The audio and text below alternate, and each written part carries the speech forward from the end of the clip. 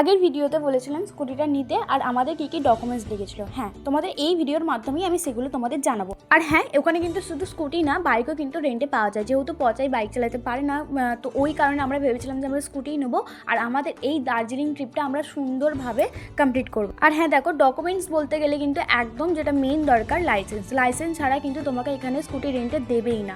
আর লাগবে হলো আধার কার্ড আর লাইসেন্স, এই দুটো দেখেই কিন্তু তোমাদের দেবে। আর এখানে স্কুটিগুলোর চার্জ ছিল পার ডে 700 টাকা। আর হ্যাঁ, ওরা কিন্তু 1 লিটার তেল আর হেলমেটটা কিন্তু ফ্রি দেবে।